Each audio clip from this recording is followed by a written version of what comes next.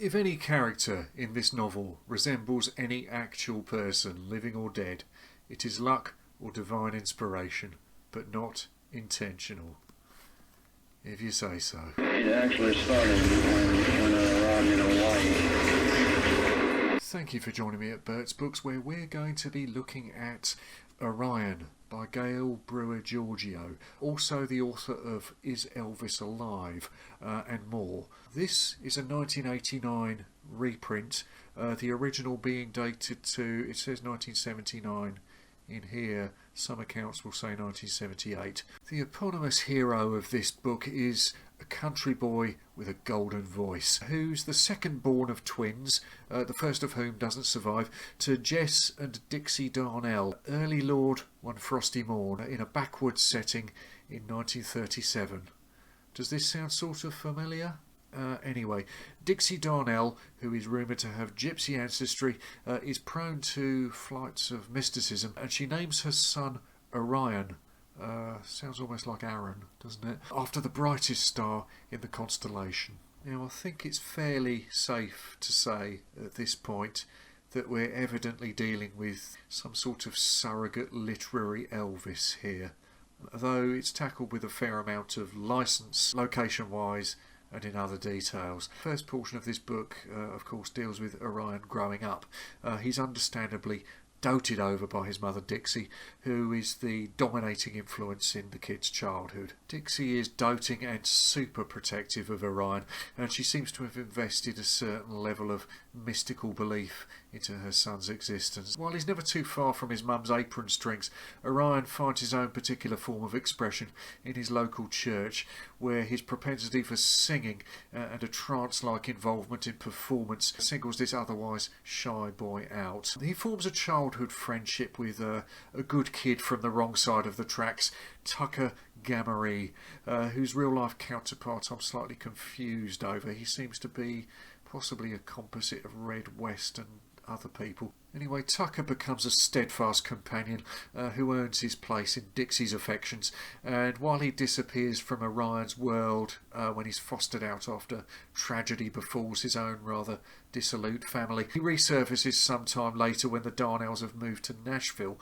and he finds himself Orion's natural protector in school, where now in his teens Orion is drawing attention to himself with his newly acquired hoodlumish grooming style. Orion's interests aren't limited to black shirts and peg pants either. He's become quite serious about his music, which he's realised through his talent show performances with his guitar that it has quite the transformative effect in his hands. When he puts down $6 at Nashville's Sun Records to cut a couple of gospel numbers as a present to his mother, he catches the ear of an inquisitive employee who arranges for a further session with backup musicians. She brings this unpolished talent to the attention of hard-nosed business veteran Mac Vyman, who seems to be a splice of Sam Phillips and Colonel Tom Parker. Mac recognises Orion's potential as popular music's great leap forward and takes him under his wing. From here on, Orion's trajectory to the top is swift and unstoppable, transforming a shy country boy to an international sensation, his family, and by extension Tucker, rapidly having to adjust to the new circumstances, undreamed of financial rewards and personal comforts, but also a voracious public demand for their boy that threatens to become overwhelming. This isn't enough, however, to head off Dixie Darnell's inevitable decline.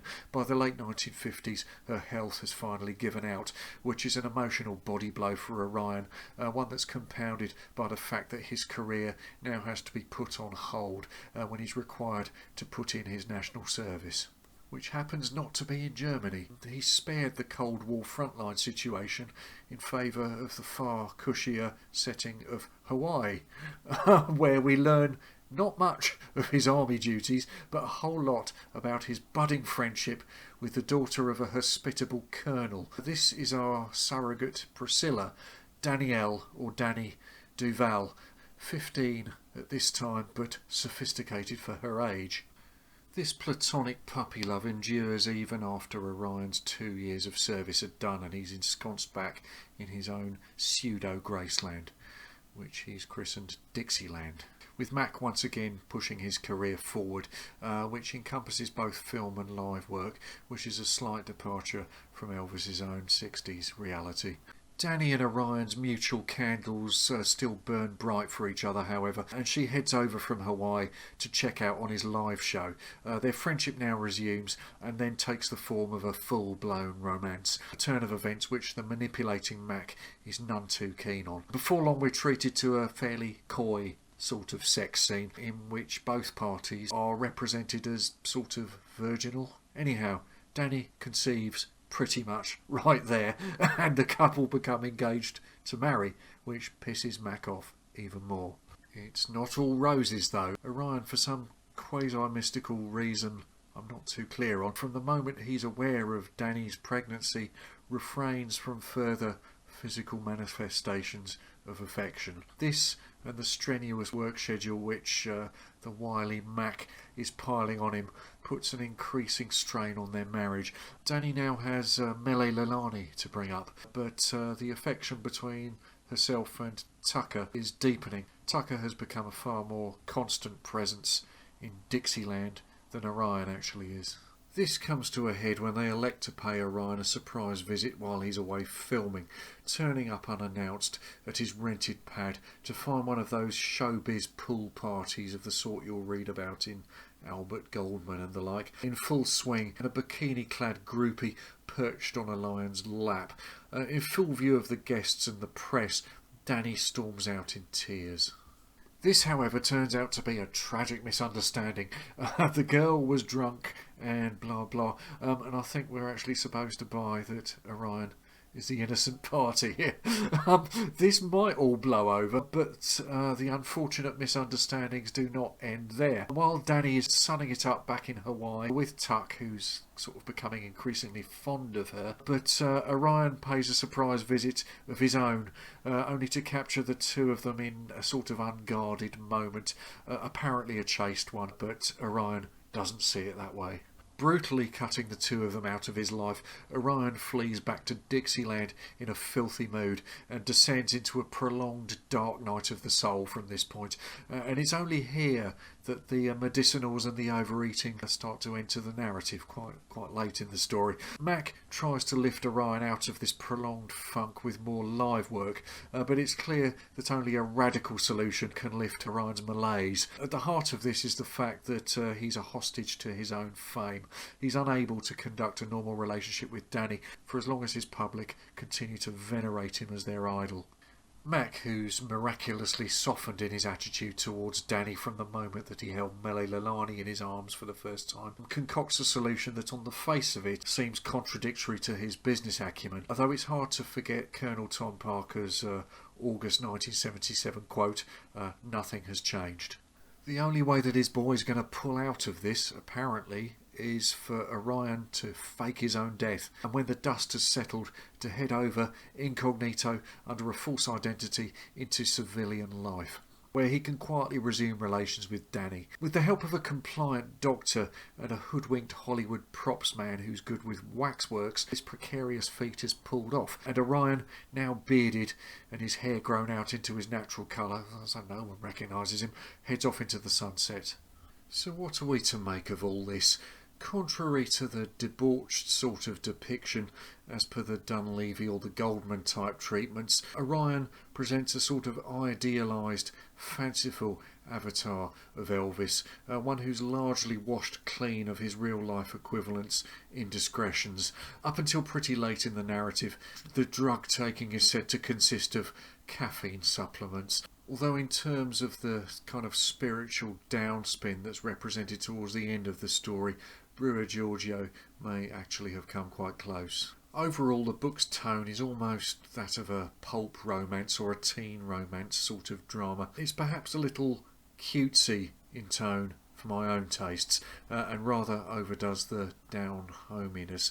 This book very possibly holds the record for the number of incidences of the expression Lordy in one book, up to 3 times a page in parts.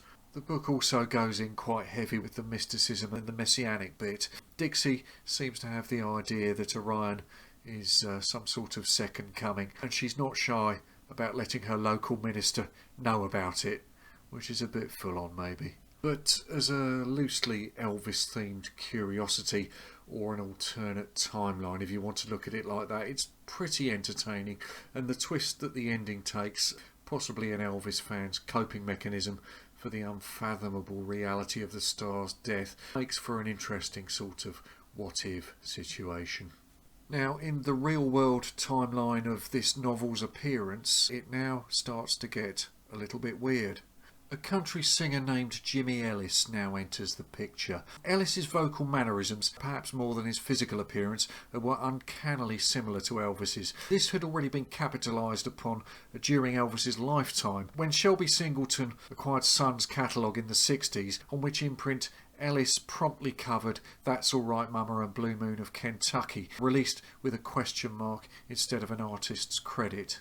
This choice wheeze was later reprised the Christmas after Elvis's death for another single, and Ellis's voice was added to a Jerry Lee Lewis recording, Save the Last Dance for Me, as if Lewis had duetted with you-know-who for the session. With the initial attention that Brewer-Giorgio's book attracted, Jimmy Ellis donned a Lone Ranger mask and began to perform under the name Orion. Sun releasing his 1979 album Reborn, Ellis gained a following, presumably not all of whom took this deception entirely seriously, but he seemed to fulfil a need for within a section of Elvis's audience to not want to process the fact of Elvis's death or to be in some sort of denial. While he was hardly the first of the Elvis impersonators, Ellis was ahead of the game in terms of the proliferation that would follow. Ellis achieved a certain level of success with this before finally, in Kendo Nagasaki style, demasking in 1983, not, as it turned out, a career-enhancing move. Ellis's life, which sadly ended in an armed raid on the pawnbrokers that he was running in the 90s, has since been documented in Jeannie Findley's 2015 film The Man Who Would Be King. Now, I'm not entirely clear if there was active cooperation between Ellis and Gail Brewer-Giorgio, but she name-checks Karol Halupka in this. Karol Halupka was a songwriter credited for a number of Ellis tracks in late 1979 in a recording which later became known as the Orion Demos. Not long after its initial publication, Gail Brewer-Giorgio claimed that her book had somehow been mysteriously suppressed, leading her to delve a little deeper into the circumstances surrounding Elvis's death. Her findings were presented in 1988's sensational Is Elvis Alive, aka The Most Incredible Elvis Story Ever Told, a book I no longer have a copy of, but I do still have a copy of the cassette that came with it, which features a crackly recording of a telephone conversation with an Elvis-like voice explaining how he did it and why he did it, and the time he got recognised in a restaurant and so on. This book was followed by the Elvis Files, which postulates Elvis's FBI involvements were something to do with all of this, and which was subsequently developed as a documentary. So it all becomes a bit curious. At the time I read Is Elvis Alive, which would have been sometime in the 90s, I'd probably have been a little bit more open to such speculations than I am now. Personally, I do find it a little hard to buy into. Sightings of Elvis having fluctuated in and out of favour in terms of silly season stories, alongside Sasquatch reports and, I don't know, evil clowns. Ultimately, though, these kind of things are sort of adjuncts or footnotes to a musical career, and it's important not to get too distracted from the latter, however enticing these things might be. But I would say if you're an Elvis completist, or if you're particularly into the peripherals, this is certainly one of those enticing sort of curiosity pieces. Anyhow, that is the last time for the foreseeable that I want to hear the word Lordy, unless it's followed by Miss Claudie. He just kept staring at me, and I started getting very nervous.